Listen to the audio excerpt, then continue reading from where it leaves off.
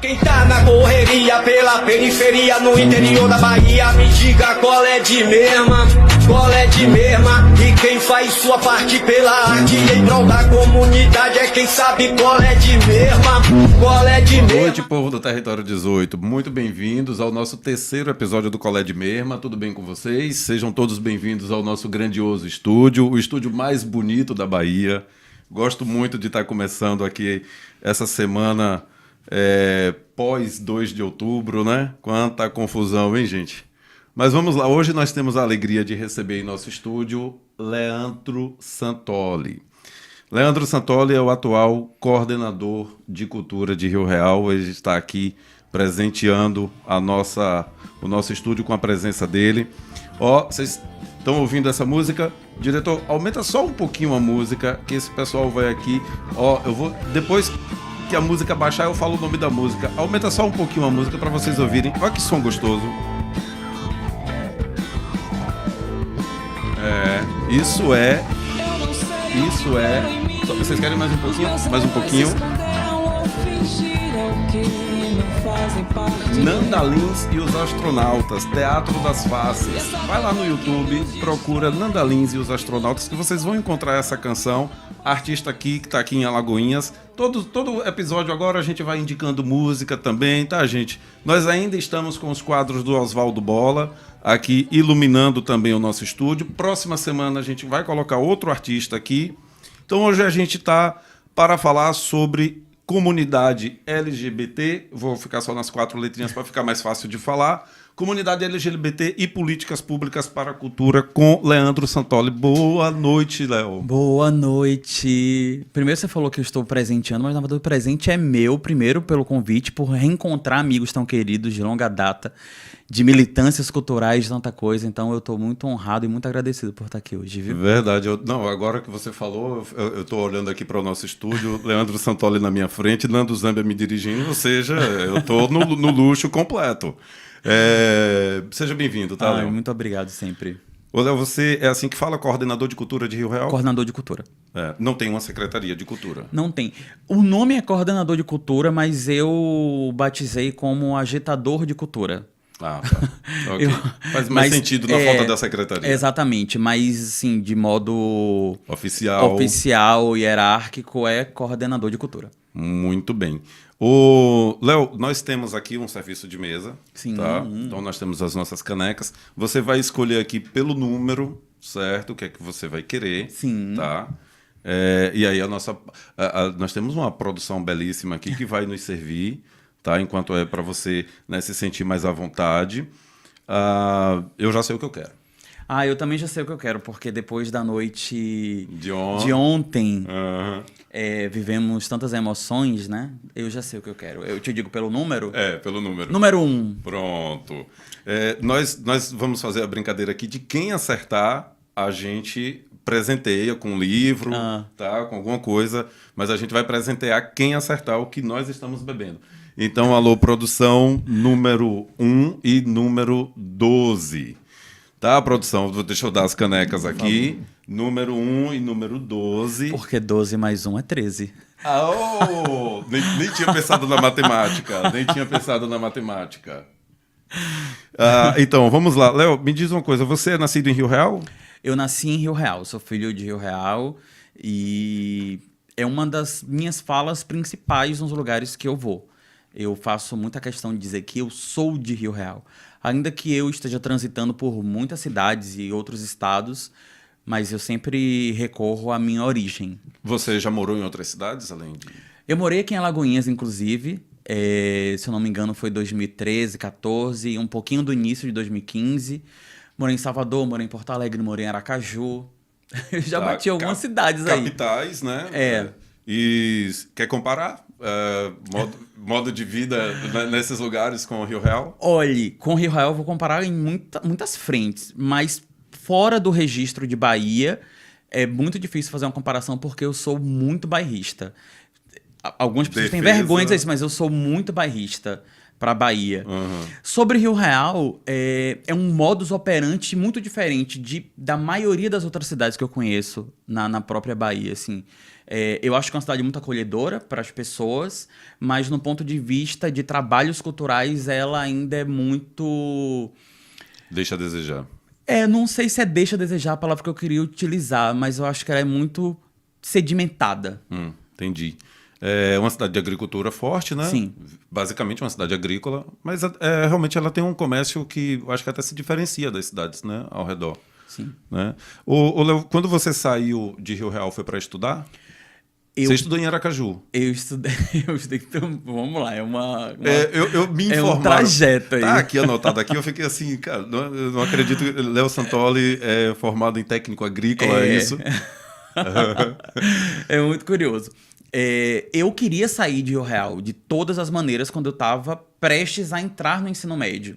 Na verdade, já existe um movimento e continua existindo, né? De as pessoas estudarem e depois elas querem ir para as capitais fazer faculdade. Eu já queria fazer ensino médio. Então, eu sempre estudei na escola pública e eu tenho muito orgulho da escola que eu estudei, que foi o Antônio Guimarães. Eu ouso dizer que a minha veia artística, ela nasceu naquele ambiente. Isso participando de quadrilha junina, participando de gincana, ainda muito embrionário tudo isso. Uhum. Mas eu já me sentia fora da cidade, eu já pensava muito além do que era proporcionado para mim. E a única possibilidade que se tinha naquele momento era um colégio interno, que chama Escola Agrícola, né? Uhum. E aí fazia-se um processo seletivo, tipo uma espécie de vestibular. E eu fiz esse processo, passei e fui na cara e na coragem, porque eu queria muito aquilo. Uhum. Então, eu era um aluno interno, eu morava na escola, passava ali em torno de 2 meses direto. E em um turno eu fazia um curso técnico e no outro turno eu fazia o ensino médio. E nessa caminhada eu me formei como técnico em agropecuária. Nunca exerceu? Nunca exerci. Uhum. Nunca exerci. Tanto que hoje eu nem digo que eu sou técnico. Eu conheci as técnicas, sim. Mas não trouxe para minha vida. Aquilo, na verdade, foi um escape para sair da cidade. Sim. E entender que eu queria um ensino muito mais qualificado para posteriormente entrar numa graduação. Tá. Eu tinha... Eu acho que curiosidade, eu ia dizer inveja, mas era curiosidade. Que tinha uns amigos que foram para São Cristóvão, né? Sim. Mas eu, quando falavam assim, escola agrotécnica. E eu sou meio da roça, né? A gente plantava com minha família, mas eu não entendia o que era. E eu não fui porque eu não sabia o que era. Você tem muito perfil de quem estudaria lá. Eu diria assim, se eu não tivesse feito história, eu deveria ter feito engenharia agrônoma, porque eu tenho uma relação muito forte com a terra. Mas quando falaram, é um colégio que tem que dormir, eu fiquei assim, sabe? Eu era jovem, né? Então, quando eu vim descobrir o que era, eu já tinha passado no vestibular. Mas eu vou te dizer, outra coisa. A ideia é maravilhosa da escola. Inclusive, eu vi imagens recentes, a escola está muito melhor, né? Mas para uma pessoa de 14, quase 15 anos, que está entrando no ensino médio, você vai fazer o primeiro ano do ensino médio, essa experiência também é muito assustadora. Sim, de você entrar em um quarto com mais 15 pessoas que você nunca viu na sua vida. Em outra cidade. E é importante também destacar o recorte. Era um momento que a gente não tinha a rede social e a internet com tanta facilidade. Sim. A gente não conversava no WhatsApp. Eu tô falando de muitos anos atrás, né? Sim. Eu tenho 35, imagine. Então era muito assustador. Eu lembro que minha mãe me levou, me deixou lá, foi embora e eu pensei, e agora? E agora? E também tinha essa relação de ser calouro. Eu nunca tinha dormido fora da minha casa. Sim, no sentido, eu só viajava com minha mãe. Então, quando eu me vi sozinho naquele lugar, em uma outra cidade, em um outro estado, com um monte de gente que eu nunca vi na vida, não foi uma tarefa fácil, assim, inicialmente. Depois, obviamente, você vai se acostumando ao lugar, né? Você vai criando laços, que eu acho que é uma das coisas mais importantes que eu aprendi na escola agrotécnica, foi criar laços muito verdadeiros com essas pessoas tão diferentes de mim. Porque são pessoas completamente diferentes e que você não escolhe conviver com elas. Tá. Você vai conviver. Só um momentinho, não. Eu vou colocar aqui seu microfone mais... perdão. Tá? Pronto. Pode continuar. Não, acontece. Eu já fiz isso aqui também. Perdão. Ô, Léo, mas tem uma coisa fundamental nessa história toda, que é uma escola para uma região extremamente agrícola. Sim. E a gente tinha uma em São Cristóvão e outra em Catu. Sim. E muita gente de Rio Real, né, saiu para essas escolas. A gente tem na agenda do programa uma entrevista com a escola da família agrícola. Ah, que né? ótimo. A gente também vai entrevistar eles para entender melhor essa questão da formação mesmo de técnicos vinculado a essa economia familiar da região. Né? Se você tivesse que dizer o que teria sido mais marcante na sua vida até hoje, na sua formação enquanto cidadão, enquanto artista em Rio Real, qual seria a sua passagem mais marcante lá? Hoje eu tenho a alegria de colecionar algumas. Uhum. Isso me deixa muito feliz. Tem um ponto muito importante antes de eu dizer isso. Assim, eu sou uma pessoa que nasci em Rio Real e sempre falo isso, como eu já disse. Mas eu saí de Rio Real para estudar e eu escolhi voltar para Rio Real para trabalhar com cultura. E eu não me arrependo da minha escolha. Porque eu conheço muitas pessoas que saem dos seus interiores e vão estudar nas capitais e adquirem muito conhecimento, mas elas não retornam para suas cidades, elas não oferecem para os seus. Quando eu estava na escola no Antônio Guimarães, que era uma escola pública do ensino fundamental, eu já me via como artista, o diretor da escola via isso também. E eu sei que tem mais, tinham mais, mas esses talentos foram sendo enterrados de alguma forma. Sim, então sim. eu sempre pensei muito nisso, eu quero voltar para minha cidade para isso. Em algum momento eu não morava ainda, eu voltei a morar mesmo em Rio Real por conta da pandemia. Mas antes eu sempre trabalhei em Rio Real, eu acho que eu pagava para trabalhar. Eu vinha de Salvador semanalmente para Rio Real, dava aula e voltava para Salvador no mesmo dia. E nesse inteirinho eu fui trabalhar em uma escola pública, dando aulas de teatro em um programa do governo que existia, ainda governo Dilma, chamado Mais Cultura. Sim. Que era voltado para, enfim, dança, teatro, música, nas escolas da rede pública. E eu fiz uma apresentação em praça pública de um resultado dessas oficinas de teatro e tinha muita gente assistindo. Esse dia especificamente é um dia que me marcou muito, porque eu estava dando aula na escola que eu tinha estudado, que era o Antônio Guimarães. Esse resultado era com os alunos dessa escola e ali eu entendi o quanto era importante olhar para a minha história e para a minha cidade e devolver para a cidade coisas que eu já tinha aprendido fora. Esse ponto eu tenho uma foto, inclusive, que eu chorando, assim. Aquele filme que passa na cabeça da gente, né? Esse é o mais... Nível médio ou nível fundamental? Era nível fundamental. Nível fundamental. Então, era uma espécie de estreia sua, como numa performance teatral, não? Não era estreia minha, porque ali eu só estava dirigindo os alunos. Eu estava completamente de bastidores. Entendi. Mas para mim vem daquele lugar de... Que bom que eu consegui também descobrir outros alunos, como um dia eu fui descoberto por outros professores. Você fez o nível médio lá em São Cristóvão. Sim. E aí depois você vai para a faculdade.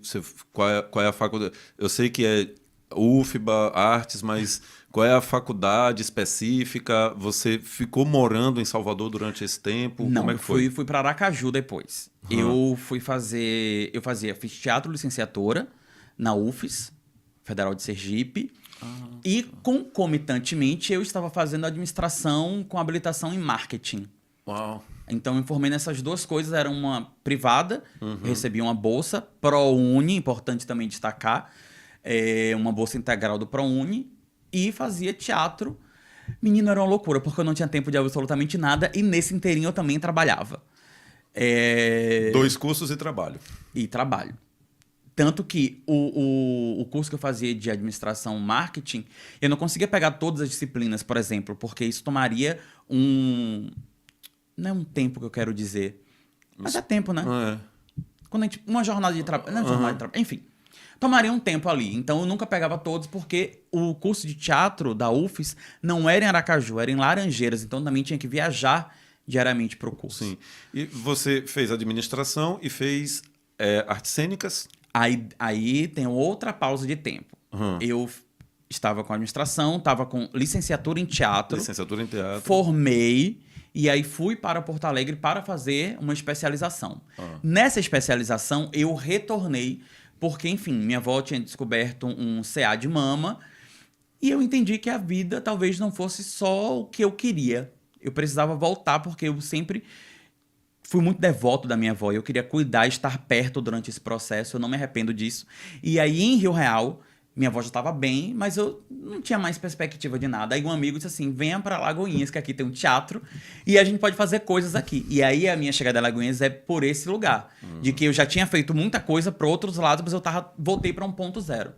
Aí vim para aqui. Você fez administração, teatro e tal. Então, quer dizer, na verdade, o seu lugar hoje na gestão pública é o lugar que você que você plantou para você mesmo, É um lugar de direito. Porque você tem as credenciais de formação, tanto de administração como da parte artística cultural. Aí eu fiquei aqui em Alagoinhas um tempo, fui muito acolhido por Jô Correia, por todos os artistas da cidade. Quando eu lembro do momento que eu morei aqui, eu tenho muita gratidão por tanta gente que eu conheci aqui, que seguem comigo, né?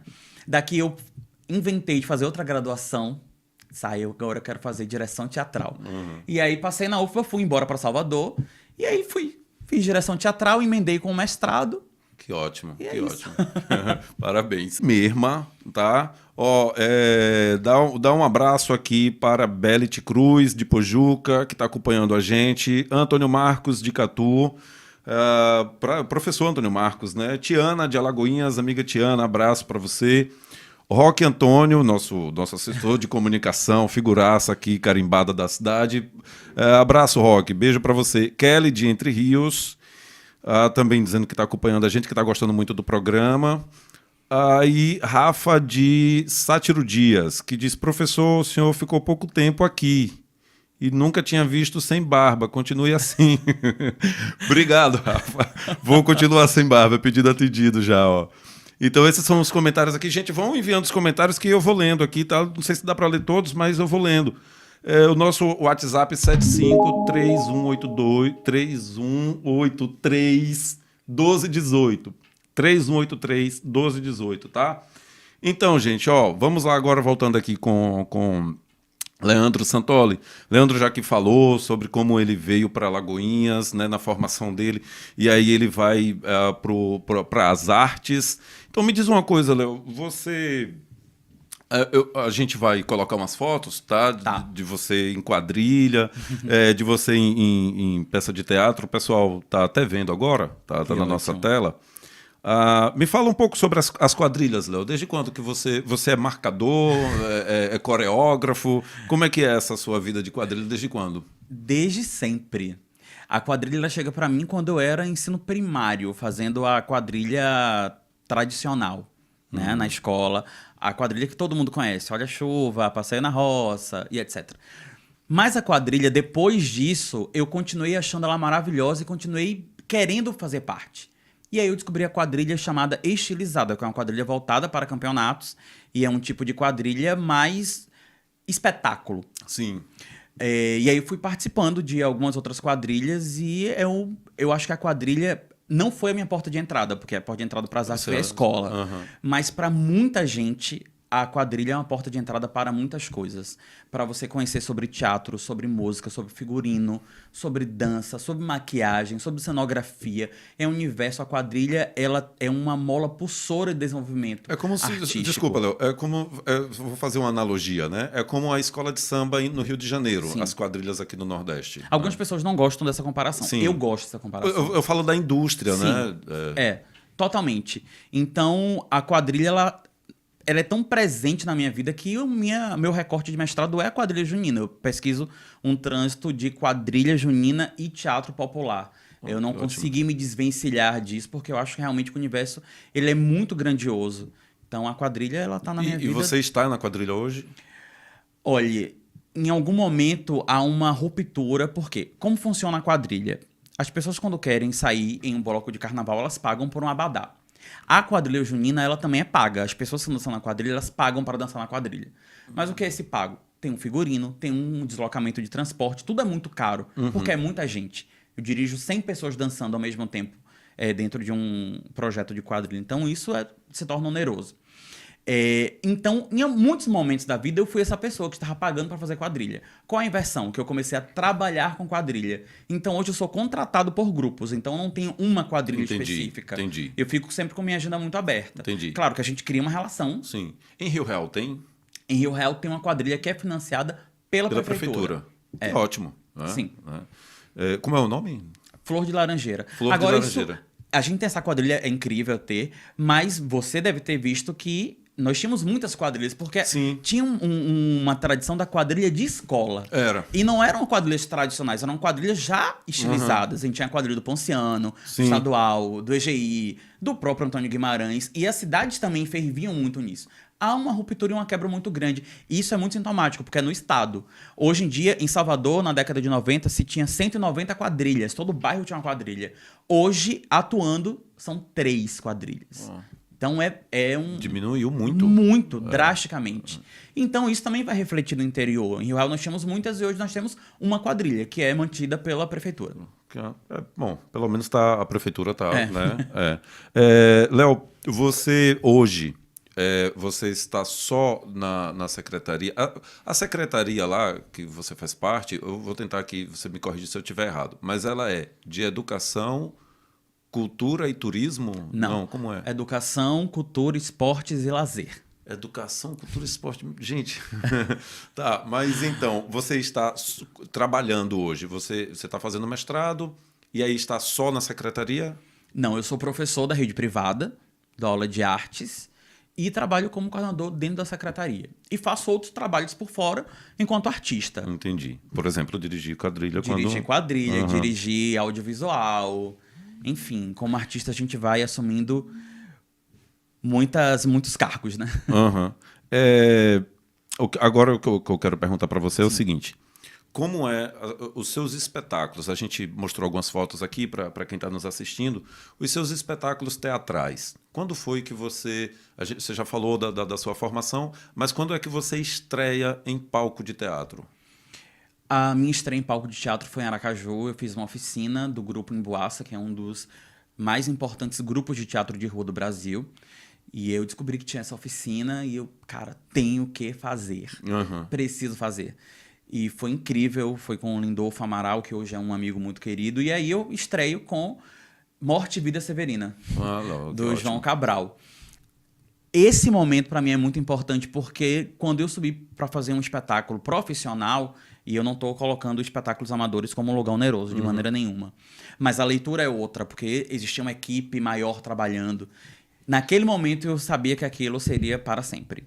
E assumi a responsabilidade e o compromisso de tudo que viria depois.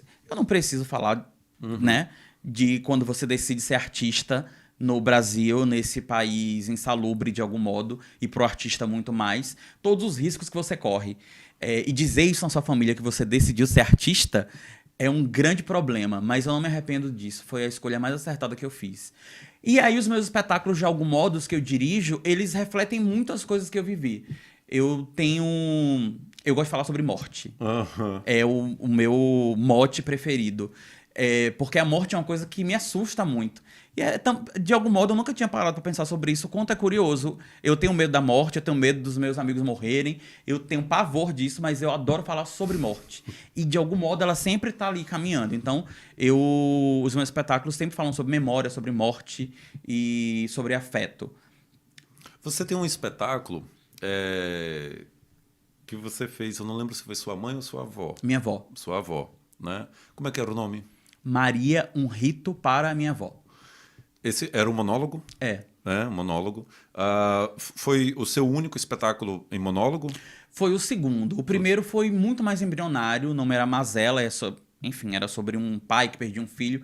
Mas eu entendo que eu não tinha maturidade para fazer aquilo. É importante também olhar para o nosso trajeto e dizer assim, ó, aqui realmente, o que é que eu fiz aqui? Mas foi bom aprender que não era esse lugar. Quando eu estava na universidade, eu fiz uma disciplina chamada Rito e Performance. E aí eu tinha orientação de João Sanches, um grande amigo, diretor e dramaturgo. E todos os alunos precisavam trazer uma ideia do que é que eles queriam performar. E eu fiquei muito sem saber qual o caminho. Eu conto isso no espetáculo, então vou dar esse spoiler. Minha avó, quando eu estava próximo a fazer o desencarne, ela disse, eu queria que muita gente soubesse da minha história. E eu guardei aquela informação. E eu pensava, mas como que eu faço? O que eu faço com isso? E isso é uma pergunta que eu me faço hoje e faço outras pessoas. Quem vai contar a sua história, Wagner? E um dia você não vai estar aqui, mas quem vai ser o responsável por contar a sua história? Eu não sei se você quer ter filho, se não quer ter. Eu espero que tem um amigo livro, pelo para menos. falar bem. Pois é, mas a minha avó tinha um neto.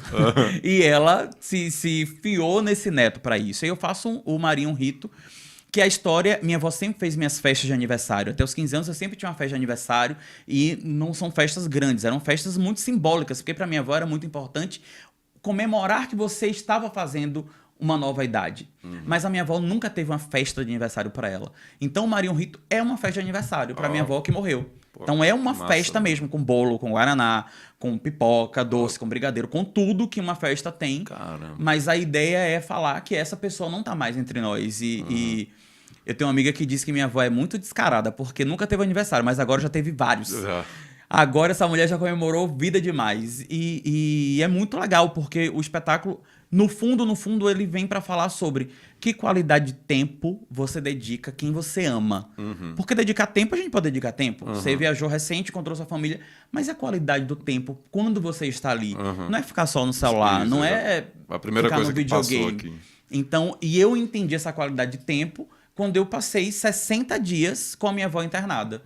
Aqui no Hospital Dantas Bião. Bom, esse espetáculo é o principal da sua biografia até agora? Eu digo que ele é a minha mochila, sabe? Mochila é aquilo que você coloca, ele leva pra todo canto. Eu digo que é ele. Eu fiz ele online há um ano atrás, mas eu tinha um ano sem fazer. Por quê? Eu entendi que eu já estava me traindo no espetáculo. Eu não fiz o Maria um Rito para eu me tornar uma pessoa rica e ganhar dinheiro, ainda que eu tenha ganhado dinheiro com o Maria um Rito, porque eu consegui vender muito e viajar muito. Mas eu já estava em um lugar, Wagner, de eu preciso chorar muito na peça. Eu preciso trazer uma emoção aqui, tal. E não era mais verdadeiro, porque ele se tornou totalmente tecnicista. E aí, quando a plateia não respondia como eu achava que tinha que ser, eu achava que o mundo tinha acabado ali. Eu sou péssimo, ninguém gostou. Eu entendi que eu não queria mais fazer o Maria um Rito pra isso, pra estar me traindo. E aí eu fiquei um ano sem fazê-lo, que era esse tempo que eu precisei pra maturar o espetáculo. E depois eu voltei a fazer e entendi que a onda é não me vender. Só quando eu voltei a fazer o espetáculo tem uma outra grande coisa, que é eu quero desistir todos os dias. Segundo sinal, eu disse, gente, será que não dá pra faltar luz agora? Eu não quero, porque como eu conto muito sobre a minha vida e são 2 horas de espetáculo, é um se entregar muito grande. Então, isso também amedronta, assusta, você não sabe como que a informação chega. E estar sozinho em cena também é... Além de Maria um Rito, que outro espetáculo você... Esse registro que você fez aí durante a pandemia, né, durante o confinamento da pandemia, ele está registrado? Está disponível? Não, eu tenho um link que é fechado porque eu ainda vendo o espetáculo, ou pretendo, pelo menos. Entendi. Você perguntou de outro espetáculo, eu tenho 2 espetáculos que foram muito importantes para mim, que é o Consertam-se Imóveis e o outro é a Centenárias. Foram os 2 espetáculos que me deram a indicação ao Prêmio Braskem de Teatro. Eu lembro Não disso. que eu acho que o prêmio seja a coisa mais incrível do mundo. Mas a indicação, ela mostra de que há, pelo menos no meio artístico, de que há, eu diria que uma consideração pela obra do artista, um reconhecimento, essa é a palavra, né? Um reconhecimento. Na minha leitura foi importante porque eu me senti visto. São muitos diretores muito bons. A gente tem na Bahia muita gente boa. Então, ser reconhecido naquele momento, pra mim, foi algo assim que me deu um fôlego. Você já se apresentou em Rio Real? Depois que você saiu, se apresentou em outras cidades como Salvador e tal. Você teve a oportunidade de se apresentar em Rio Real? Me apresentei. Logo quando eu fui pra Rio Real, que eu fui chamado pra... Me fizeram um convite pra coordenação de cultura. E aí eu fui pra Rio Real, eu entrei depois de um São João, porque eu tava envolvido com quadrilha, de Catu. Eu tava naquela loucura. Eu entrei no final de 2019, na coordenação de cultura. E quando eu entrei, eu pensei...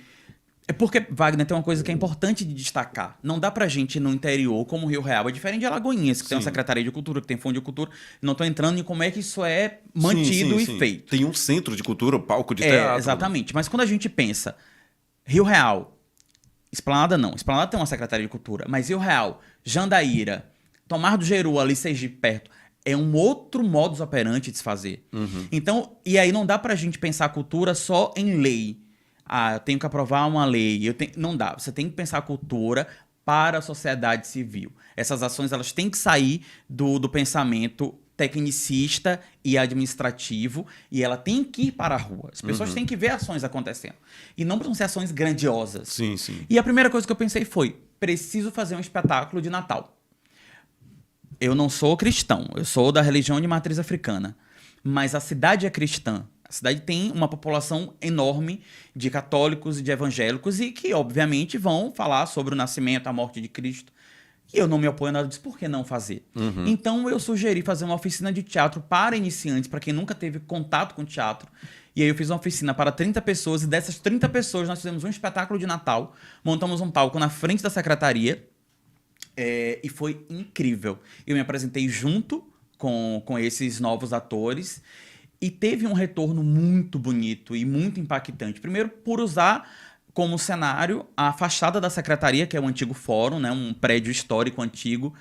E as pessoas estavam muito envolvidas com aquilo, porque era uma novidade para a cidade.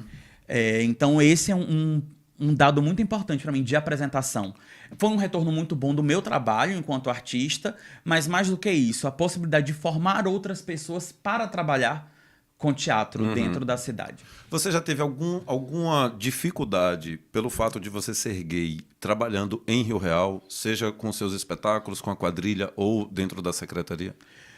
Wagner, eu não consigo te dizer se eu tive dificuldades. Talvez porque eu sou uma pessoa muito blindada. E muitas coisas não chegam até a mim justamente porque as pessoas me veem como... Se você me conhece fora daqui, sabe que eu sou muito palhaço. Trabalhando, eu sou uma pessoa muito séria. Então, esse lugar da blindagem, sim.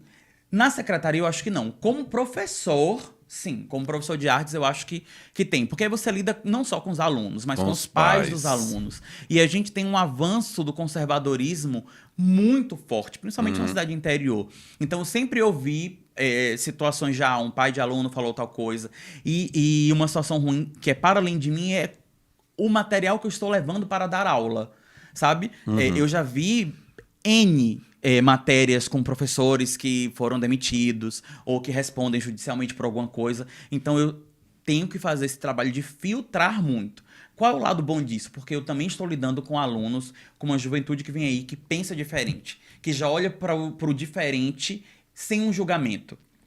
Claro, talvez esteja também falando de uma bolha. E as bolhas também são muito problemáticas, né?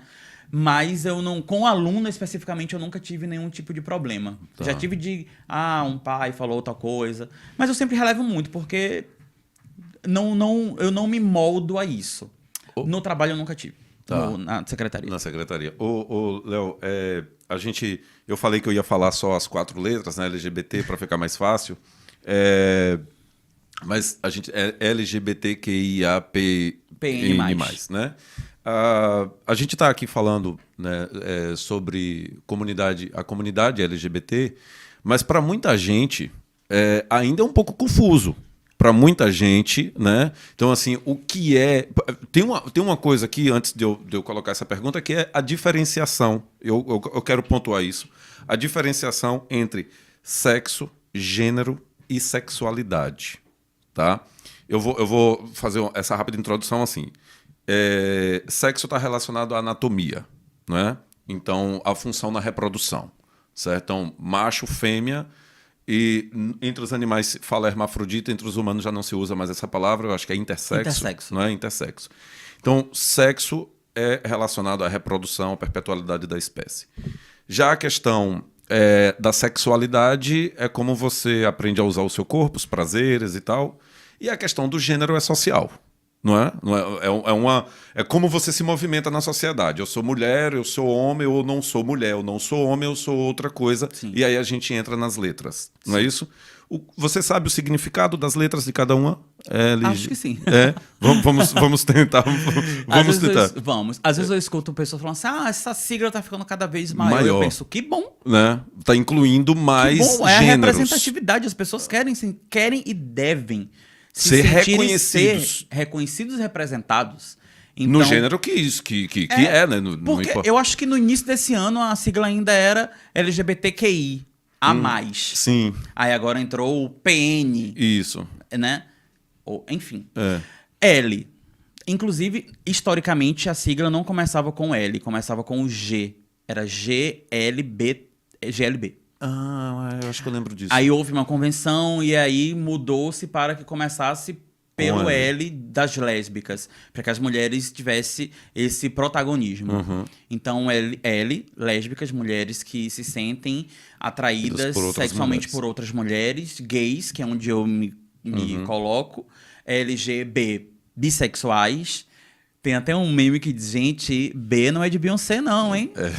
B é de bissexual. Certo. Porque, inclusive, os bissexuais sofrem um preconceito aí muito velado. Dentro da própria comunidade, não? Dentro da própria comunidade e fora, porque se você... Principalmente para o homem. É muito curioso isso, como duas mulheres se relacionando, ainda é visto, pelo menos agora, né? Com mais naturalidade. Mas se um homem namora com uma mulher e depois ele começa a namorar com um homem, ele é imediatamente enquadrado só como, tá vendo? Era gay. Não se valida a ideia de que aquele homem é bissexual e que ele tem atração por outros gêneros diferentes do dele. Tô aonde? LGBT, de transexuais e travestis. Aí tem uma diferença que é o que fez a cirurgia, ou transexual, não? Não exatamente. O transexual não precisa fazer cirurgia de readequação de gênero. Por isso que hoje a maioria das pessoas não usa mais o termo transexual. Já usa o termo travesti. Ah, tá. Então todos os dois, se eu falar travesti... né? Sim. Porque travesti durante muitos anos foi visto como uma palavra pejorativa. Então há um movimento de trazer essa palavra e denotá-la como positivo. A mesma coisa acontece para viado. Se eu passar na rua e me chamar de viado, eu digo, me chama de viadinho, que eu gosto do diminutivo, eu acho mais afetivo.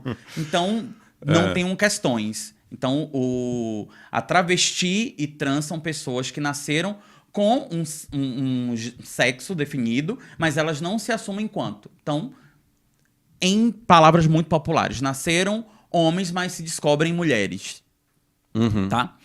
LGBTQ queer, que vem dessa ideia também americana do queer de abraçar outros gêneros. LGBTQI, intersexo, que é o que nós chamávamos anteriormente de hermafrodita.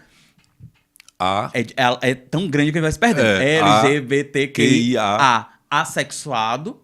São pessoas que não têm... Tinha um movimento forte na década de 70, né? Eles chamavam... Tinha outra palavra. O David Bowie era eu esqueci agora. Androginia. Que era o sujeito que você olhava e você não conseguia... Você não tinha uma palavra que o definisse. Mas também tem uma outra... Isso se amplia porque o assexual dele não tem desejo sexual por nenhum gênero. Né? Me perdi já na letra, hein? A LGBTQIA+, pansexual, são pessoas que têm desejos sexuais por qualquer gênero, seja ele gay, lésbica, bissexual, gênero fluido, enfim, é uma pessoa que abraça, né? Sim. É uma pessoa que agrega, agrega valor ao camarote. LGBT... E o vai se N, perdendo. Agora o N. Não, agora não binário. Não binário. Esse termo, que é mais recente no vocabulário corrente, talvez seja o que cause mais confusão, né? Mas, para falar a verdade, eu quero deixar uma coisa fechada, que é o seguinte, isso é muito mais... É lógico que isso é importante para todo mundo, né? Mas quem se define acaba usando, e deve fazer isso, né, essa identidade, exatamente como posicionamento social, né, em defesa de si próprio, de sua comunidade. Já no meu caso, que devo entender, né, e aceitar... No meu caso específico, realmente eu não vejo muita diferença, né? Porque eu tenho para mim, né, uma coisa, religião e sexualidade é uma coisa do universo particular da pessoa. Sim, né? total. Então, assim, eu não pergunto sobre essas coisas. É lógico que quanto mais a gente conhece na amizade, a gente vai entendendo a vida do outro, né? Vai conhecendo o outro. Léo, eu tenho um dado que eu quero que você comente, que é o seguinte... Diga, você ia falar? Eu ia falar que eu acho que em breve deve-se entrar na sigla o F de fluido, que é o gênero fluido. Que ele vai transitando. Uma hora ele escolhe uma coisa, outra hora ele escolhe outra. Exatamente. Tá. Se você tivesse que dizer um marco histórico de direito conquistado pela comunidade, que é super importante, para você, que marco seria esse? Mais recente e importante para mim, inclusive, é o casamento homossexual em 2011. O direito que a comunidade tem de registrar no civil, ter direitos civis, né, sobre aquilo. Não é só o casamento. Não dá pra pensar no casamento só no sentido matrimônio, bênção. Não, mas constituir família. né? Todos os direitos que são conquistados a partir disso.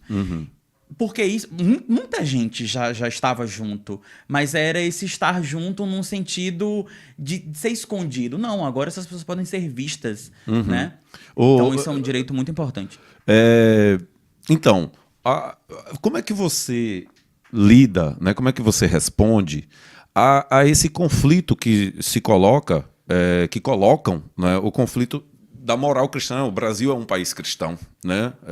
Para todos os efeitos, né? Para o bem ou para o mal, o Brasil é um país cristão.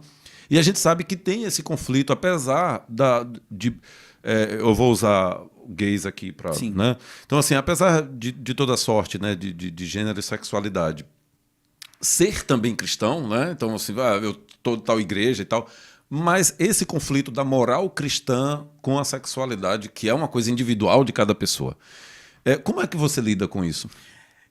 Eu fui cristão muitos anos. E eu sempre digo que eu conheci Deus quando eu saí da igreja. Essa história do Deus é amor, eu conheci fora. Dentro da igreja, Deus só queria me matar, mandar pro inferno, queria fazer todo tipo de atrocidade comigo. Fora eu descobri que é legal, é amor mesmo. Então, agora você imagina, dentro de um contexto de uma família machista, de uma cidade interior, majoritariamente cristã, você já entender que você não é aquilo ali, mas você precisa se adequar àquilo, é uma violência muito grande.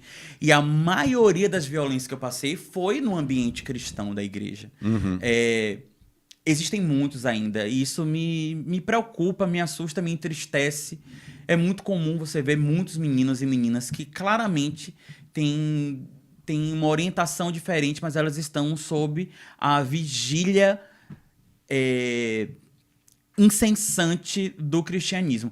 Eu queria também... Eu não sou contra o cristianismo, pelo amor de Deus, porque a gente tá falando, e aí você fala, amanhã sai a manchete. Léo Santoli diz, abaixo o cristianismo. Não é isso. Eu respeito tudo, mas não tem como, porque eu tô falando com propriedade de fala, né? Eu sou comunidade LGBT. É uma aliança equivocada. Totalmente. Homofobia e cristianismo é uma aliança equivocada. Totalmente. Né? Agora, curiosamente, também existem igrejas chamadas igrejas inclusivas. Sim. Né? Eu sempre achei muito curioso. Eu nunca fui, conheço quem frequenta. Me passou uma imagem aqui na cabeça. Lembrando Jesus lá com leprosos, né, ladrões, não sei o quê, aquela coisa toda, essa imagem que a gente tem de Jesus. Me passou agora a imagem de Jesus no nosso tempo, dizendo, não, esse daqui não anda comigo não, porque ele é gay, né? Não tem nem como imaginar uma coisa dessa. Eu falei uma coisa similar a isso recente.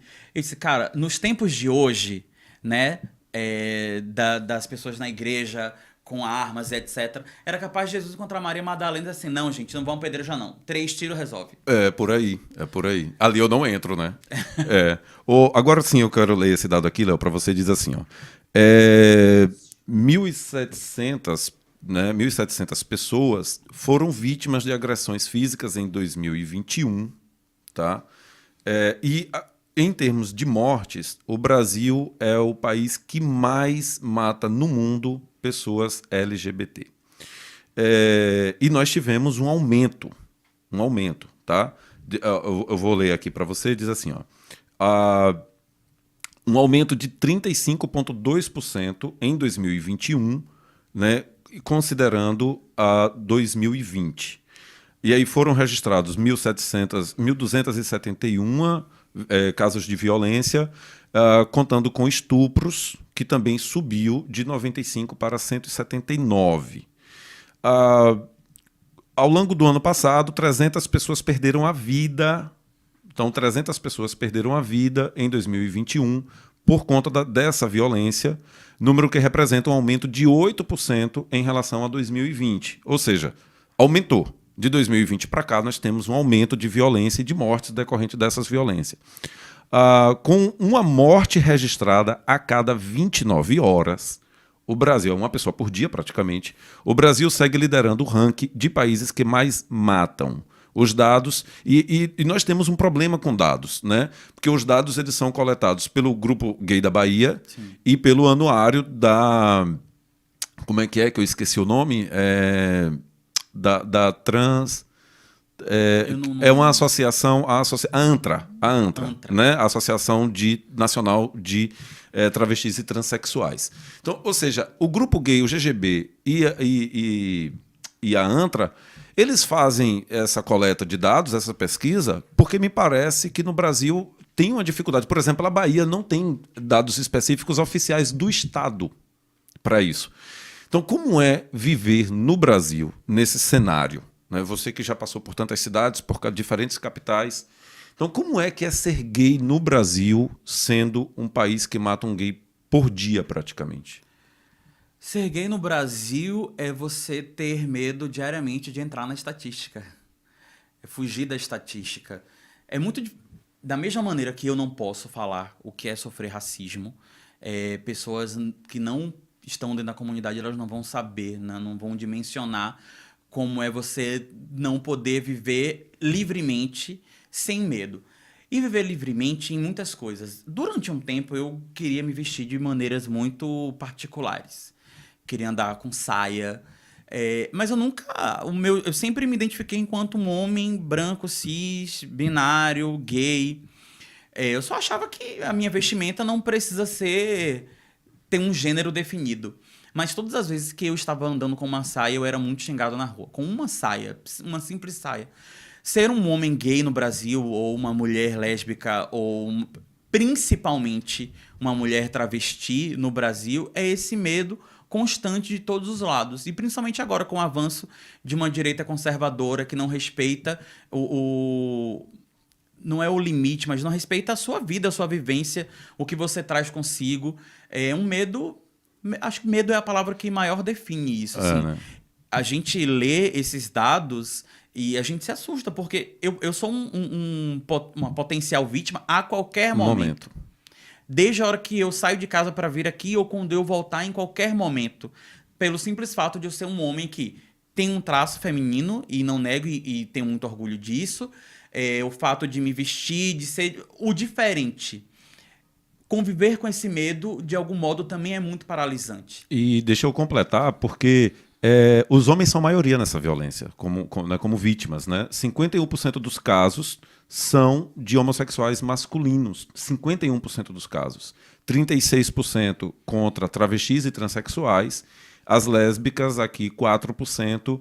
E, enfim. Então, ou seja, os dois grupos principais são homens, né? No caso, como você se colocou, e travestis e transexuais.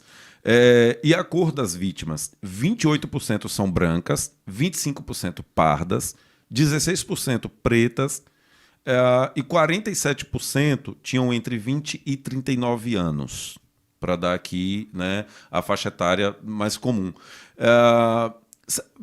Eu fiquei aqui com uma dúvida quando eu li isso. Gays brancos, entre brancos, sofre mais preconceito e violência do que gays negros entre negros? Olha, eu achei muito curioso esse dado. Não é? Eu fiquei pensando nisso. Eu assim, achei bastante curioso. Eu fiquei pensando nisso, assim, se entre negros, né, a tolerância, o entendimento é maior. Tá? Eu fiquei com essa dúvida aqui. Mas você quer completar? Não consigo nem formular, porque realmente eu achei... Não estou dizendo que a pesquisa... Aqui, inclusive, é com a fala do Luiz Motti. Sim. Né, que provavelmente você deve ter conhecido. Inclusive uma figuraça, né, que estava falando pelo GGB. Né? Talvez tenha uma relação também de onde esses crimes acontecem, né?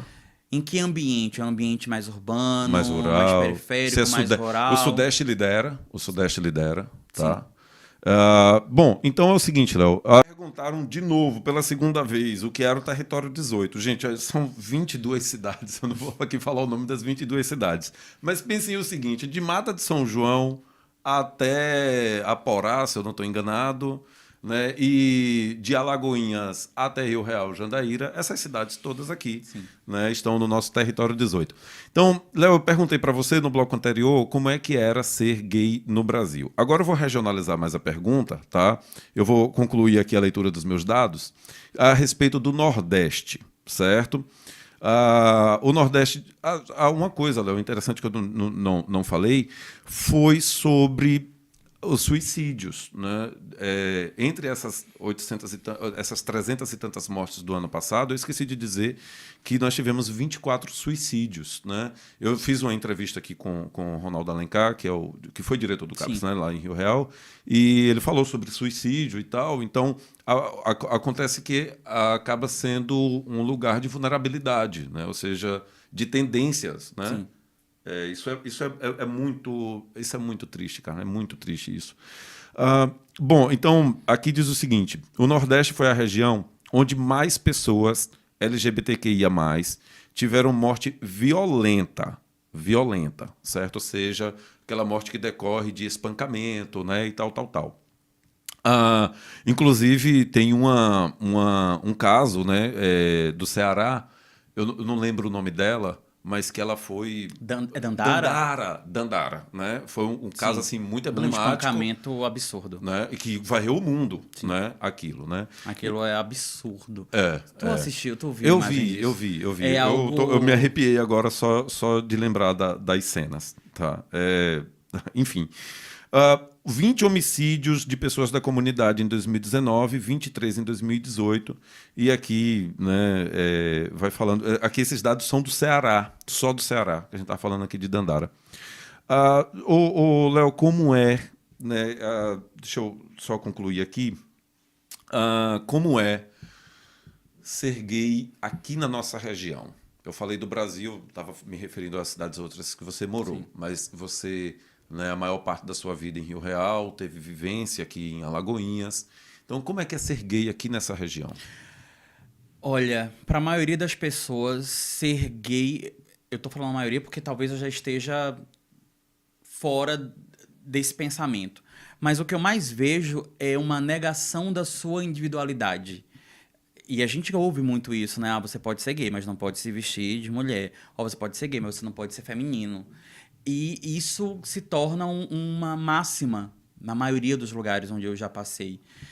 Eu vou contra tudo isso, né? Eu, em casa, digo que eu sou um combo McDonald's. Viado, macumbeiro, de esquerda, professor de artes. Tudo contrário ao que a minha família sempre pregou. Então, talvez o que eu tenha visto muito é essa negação da identidade. Eu vou te dar uma curiosidade. Você estava falando sobre esse estado do Ceará e a gente falou sobre quadrilha. Eu queria trazer isso. Nas quadrilhas, muito recentemente, é que foi permitido os homens performarem de mulheres ou as travestis dançarem enquanto o seu gênero mesmo, enquanto mulher. Alguns anos atrás, as travestis só podiam dançar nas quadrilhas, nos concursos, vestidas de homem. Tá. Isso foi uma discussão muito grande e é muito recente. Muito recente. A Bahia começou realmente a permitir isso em 2019.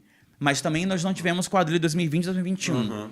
Né? Então, por isso que é muito recente. Sergipe ainda mantém isso. Cristianápolis fez um concurso recente, isso rodou o Brasil inteiro, porque no regulamento do concurso proibia, sob penalidade de multa, a participação de homens travestidos.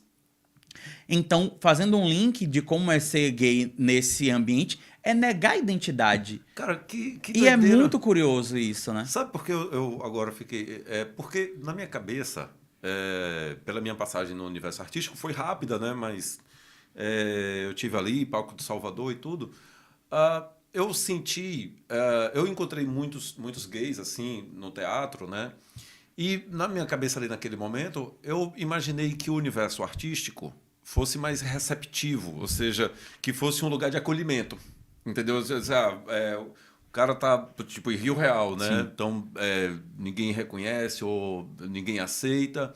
De repente o sujeito sai e no universo artístico ele é acolhido, ele se revela, ele se entende, se reconhece. Como é que é isso? Mas é importante a gente também colocar um recorte de que a quadrilha que nasce como uma dança de pares que São designa heterossexuais, né? o masculino e o feminino, e que na maioria das vezes, no decorrer dos anos, ela foi feita por heterossexuais, manteve esse ranço aí. Então é muito comum a gente ver que o marcador da quadrilha é sempre um homem hétero, sempre um hétero, sempre um hétero. Então quebrar isso demorou e demora. O estado que primeiro disse, não, nós vamos fazer isso, foi Pernambuco. Quebrar a tradição da tradição, né? A quadrilha é tradicional do Nordeste, mas ela tem uma tradição negativa. Pernambuco seguiu, Ceará fez isso. Tem uma quadrilha muito conhecida, chamada Lumiar, e Lumiar, tradicionalmente, tem muitas travestis dançando, ou homens performando o gênero feminino. Porque é importante também destacar que você pode performar o gênero que você quiser. E eles foram para um concurso, e nesse concurso, era um concurso nacional, disseram que eles não podiam se apresentar dessa maneira. E aí o que a quadrilha fez, eles não realocaram, eles foram embora. E aí é um ato muito bonito, porque as quadrilhas que iam participar, todas foram embora também. Então o concurso, em teoria, não teve. Mas é muito curioso pensar que eu não consigo ver uma quadrilha hoje sem a presença do gay, da travesti, da lésbica, de todo mundo. Primeiro porque deveria ser um espaço acolhedor. A quadrilha em si quando a gente pensa para além da quadrilha, quem regulamenta concurso, etc., aí é que eu acho que não. Aí já entra o ranço tradicionalista, heteronormativo. Como você trabalha com arte? Atrapalha para conseguir emprego? Eu vou ler uns dados aqui sobre mercado de trabalho, tá?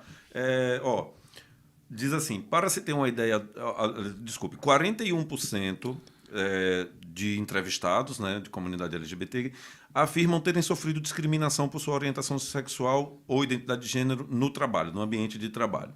33% das empresas brasileiras dizem não contratar pessoas LGBT, ou seja, não contrataria se for LGBT.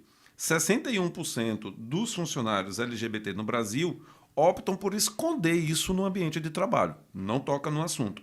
90% dos travestis estão se prostituindo por não terem conseguido emprego, mesmo com bons currículos.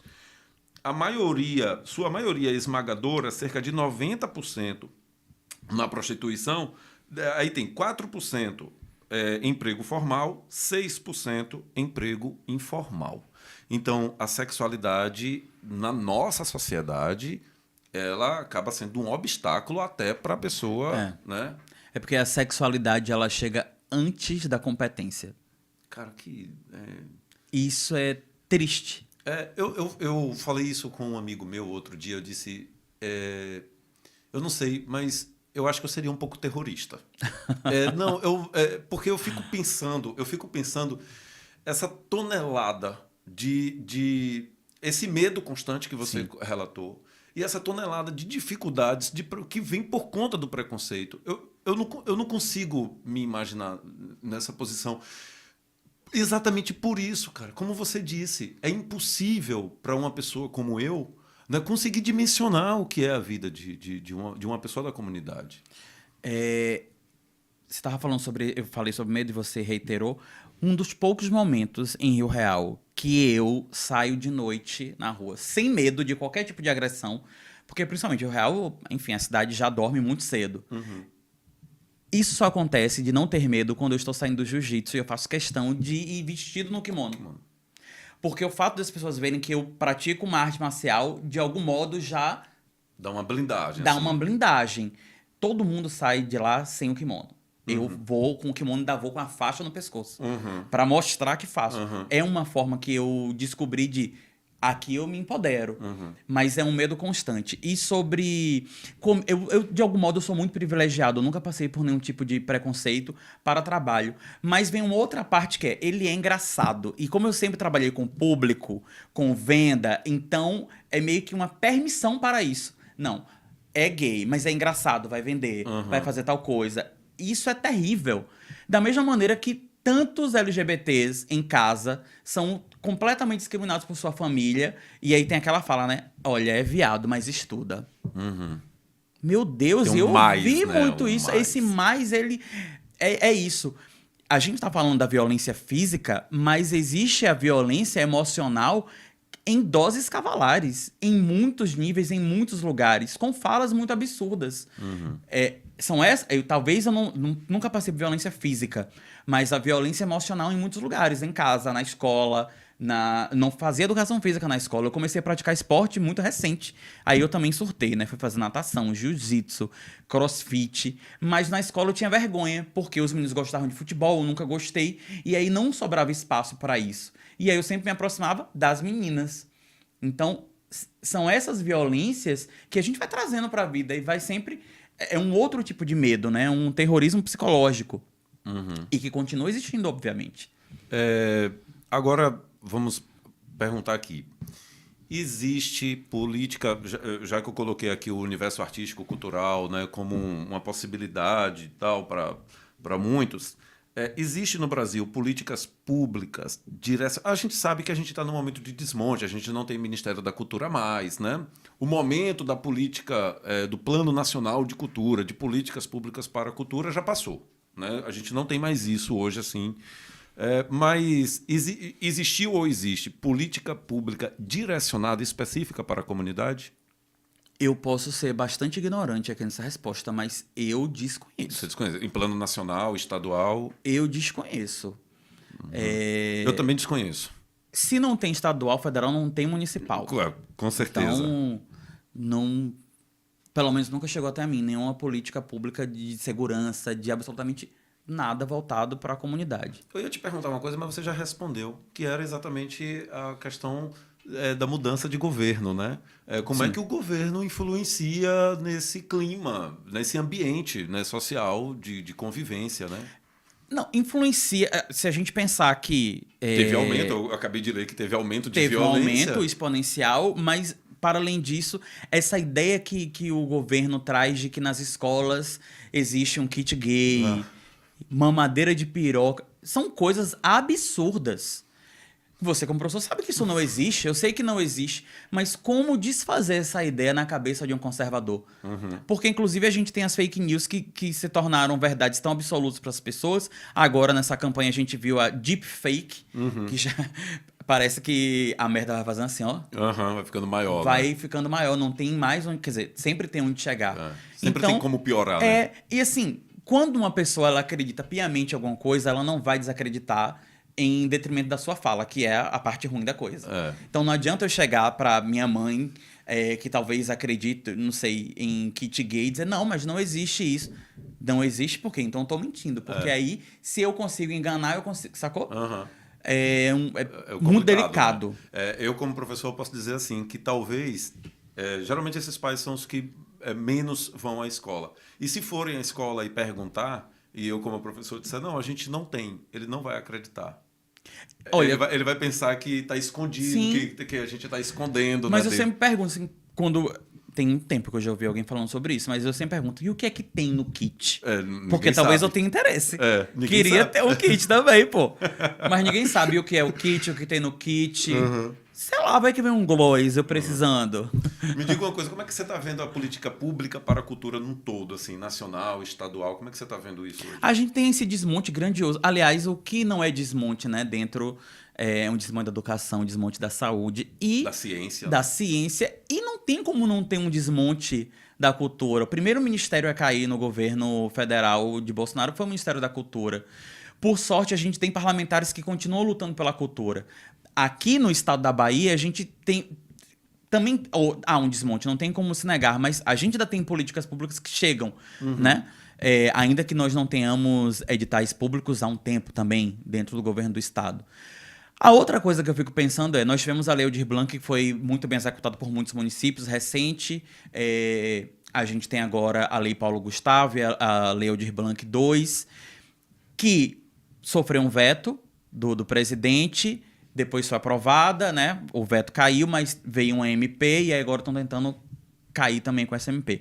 E eu fico pensando, e para além da Lei Paulo Gustavo e da Lei Aldir Blanc, o que a gente faz de cultura dentro dos nossos municípios, para que a cultura não seja vista somente como um lugar alegórico de eu tenho uma festa São João, eu tenho uma fanfarra para desfilar 7 de setembro. Isso que você está dizendo é assim, parece que a cultura só pode viver do que a gente chama de cultura popular, né, tradições, né, ou seja, Então, o que o povo faz já é suficiente, né?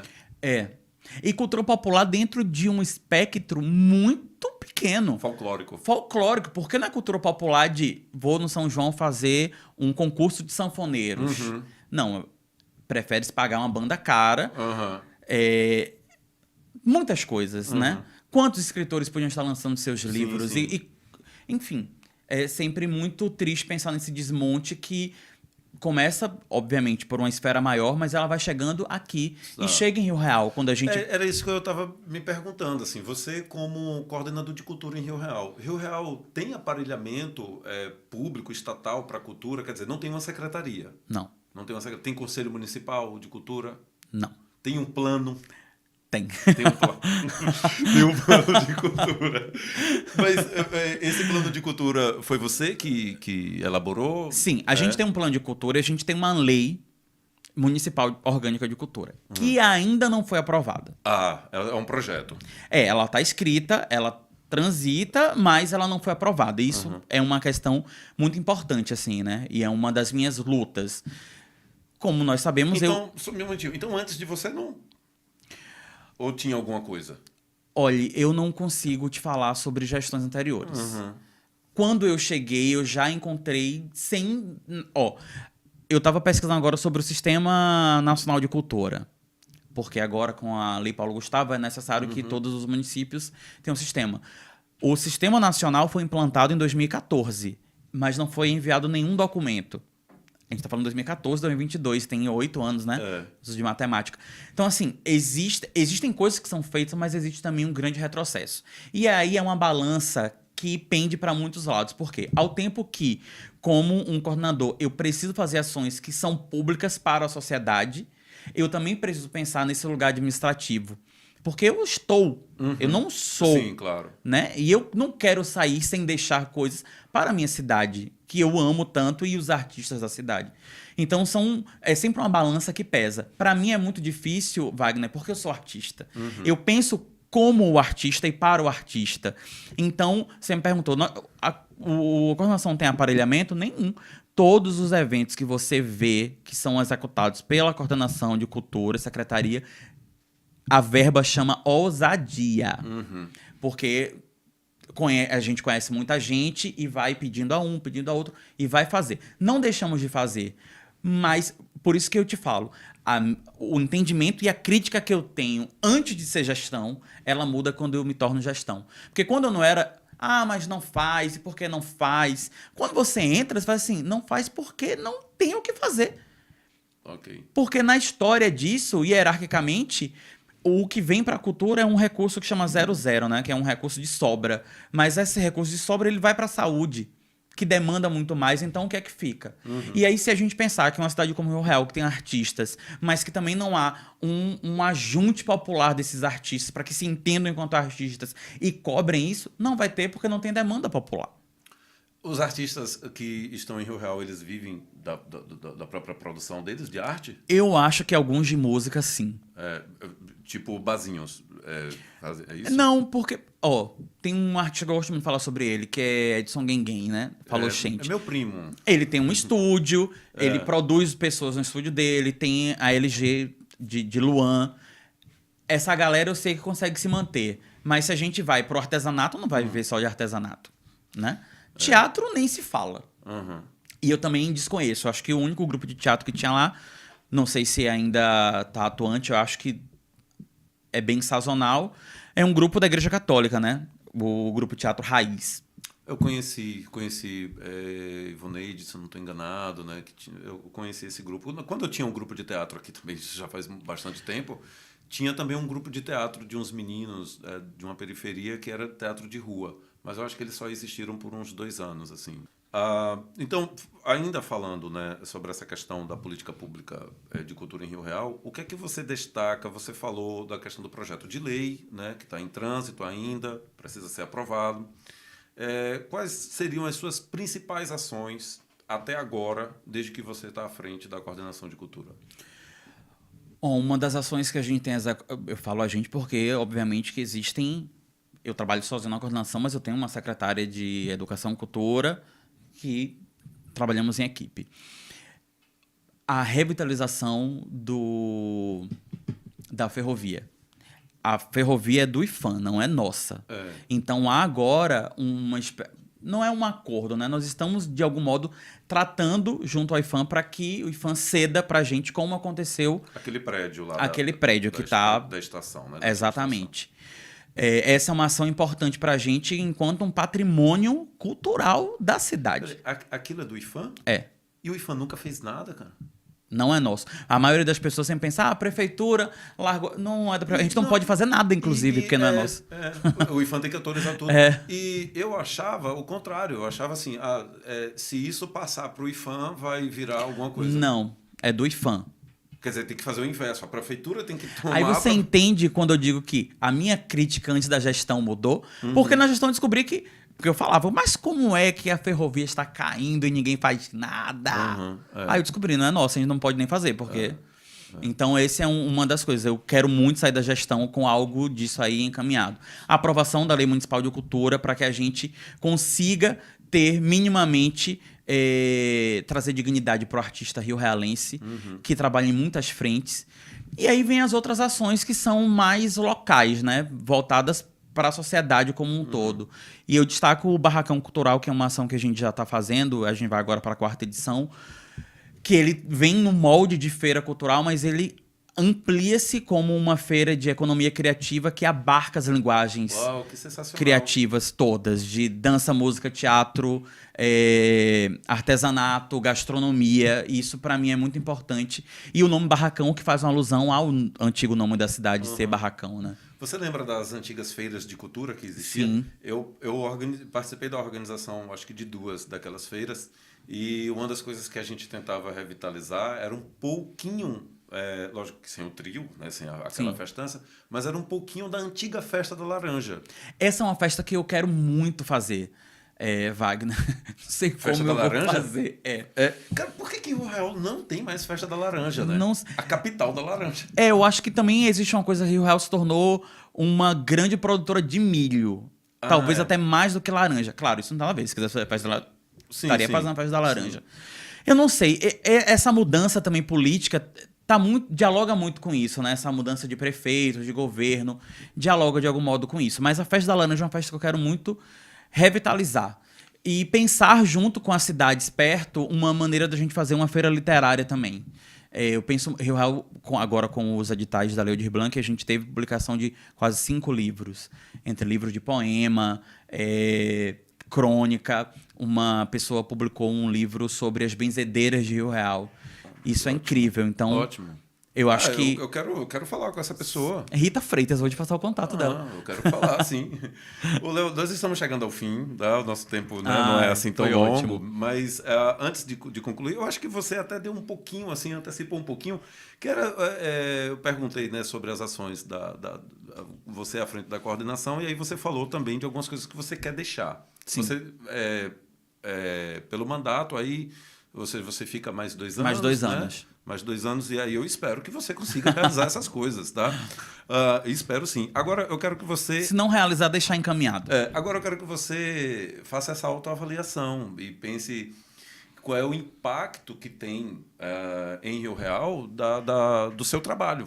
O seu trabalho como artista e o seu trabalho como coordenador de cultura. Qual é o impacto que você acha que isso tem em Rio Real? Olhe... Que pergunta difícil. Aqui tem que ser assim. Qual é de mesma? Me diga. Léo. Eu me sinto muito reconhecido enquanto um artista em Rio Real. E isso brilha os meus olhos. Quando as pessoas reconhecem o meu trabalho como artista, sabem que eu sou um ator, um diretor de teatro, e agora eu estou enveredando por apresentação, e as pessoas assistem as coisas que eu proponho. No dia 2 de julho... 2 de julho, né? 1º de julho é o aniversário de Rio Real. 2 de julho é a independência. Isso. Há 2 anos eu faço uma live chamada Live Rio Real, e o número, esse ano foi 143 anos, que é uma live que é feita para a gente falar da cidade de Rio Real. Escritores, enfim. E as pessoas me dão retornos muito positivos sobre isso. Sobre como é importante, como me veem como artista importante dentro da cidade. Então essa é uma crítica que pra mim é muito positiva, mas obviamente, Wagner, você não vai agradar todo mundo, e principalmente dentro de um contexto de cidade que também é polarizada, né, no sentido de governo, que você tem a situação e a oposição. Nem todo mundo vai gostar de você, mas o que eu espero que aconteça, porque eu até onde eu conheço acontece, é respeitar e valorizar o trabalho que tem sido feito. Não é rápido, aliás, nós vimos na história toda da cidade, muitos anos não aconteceu nada. Não é rápido, não é fácil, mas tem alguém pensando. E isso, o que me dá minha mola pulsora disso é saber que eu sou um artista ocupando um lugar que é de direito meu. Ser um artista que pensa políticas públicas dentro do meu município, que eu amo e que eu fiz questão de retornar para lá. Que show. Então, agora eu quero perguntar uma coisa assim, nas suas propostas, tem algo específico para a comunidade LGBT? Ainda não. Ainda não. Mas é um ponto... É um ponto... Né? É importante destacar porque quando a gente fala sobre políticas públicas para LGBTQIAPN+, é importante pensar que eu trabalho dentro de um sistema governacional também. Então não é só o que eu quero propor e da maneira que eu quero propor. Não é a minha produtora, né? Sim. Existem pensamentos para, inclusive de formação. Sim. Mas ainda são projetos embrionários. Espero que a gente consiga executá-los, sim. Agora, para finalizar, Léo, eu até passei por cima aqui de uma pergunta. Desculpa. Desculpa, Josafá, né, de Esplanada. Mas ele estava perguntando exatamente, né, sobre o que era que você ia propor lá para Rio Real. Mas eu acabei não... Abraço, Josafá, de Esplanada. Agora, para encerrar aqui, Léo, me diz uma coisa. Qual é o mundo ideal em termos de política pública para a cultura, comunidade LGBT no Brasil, em Rio Real? Qual é o mundo ideal de Léo Santoli? Você falou que... a gente já falou algumas coisas de Rio Real, né? Falta a Secretaria de Cultura, falta verba própria para isso, né? Investimento investimento que vem de outras fontes para além da própria prefeitura, né? Um mundo ideal, menino... Acho que o mundo ideal é o mundo que a gente consegue respeitar a individualidade do outro e potencializá-las. E isso, obviamente, vai estar ligado às bandeiras todas que eu acredito. As bandeiras da educação, a bandeira da comunidade LGBTQIAPN+, a bandeira da cultura, a bandeira da frente antirracismo. Esse é o mundo ideal, quando a gente acredita nessa individualidade e a gente potencializa ela para o bem. Ok. Então, para encerrar agora, de verdade, eu vou deixar aqui... eu vou sempre encerrar aqui com um poemazinho ou um versozinho. Então, hoje o verso é de uma música que se chama Toda Forma de Poder. A mensagem que eu vou deixar para o pessoal hoje diz o seguinte: o fascismo é fascinante, deixa a gente ignorante, fascinada. Fascinada. Léo, foi um prazerzaço, querido. Muito obrigado por você ter vindo aqui, meu conterrâneo. Foi incrível. Vamos brindar o Colé de Merma. Colé de Merma. Queria aproveitar e agradecer a toda a sua equipe que cuidou para que eu estivesse aqui hoje e desejar para o Colé de Merma muito mais do que vocês já têm construído. Obrigado. Porque, primeiro, que eu acho que é muito importante esse podcast, que, para além de tudo, é informativo e a gente consegue conhecer outras pessoas que, enfim, de outras vias talvez não tivéssemos contato. E contem comigo para isso também. Obrigado. Até já, gente. Até mais, né? Até já não, até mais. Foi um prazer estar com todos vocês. Próxima semana nós estaremos com a vereadora de Alagoinhas, Jussi Cardoso. Certo? Então, até a próxima semana e fiquem todos muito bem, tá? Tchau, tchau. Colé de Merma, e quem faz sua parte pela arte em prol da comunidade é quem sabe colé de Merma. Colé de Merma, quem luta pela cultura, que conhece a sagrada labuta e é sobre essas lutas. Colé de Merma, colé de Merma, quem corre pelos pobres, a causa é justa, o gesto é nobre e é sobre esses corre. Colé de Merma, colé de Merma, é música, cinema, teatro, literatura e a nossa loucura ainda é a mesma. Colé de Merma, colé de Merma, colé de Merma, Colé de Merma, Colé de Merma.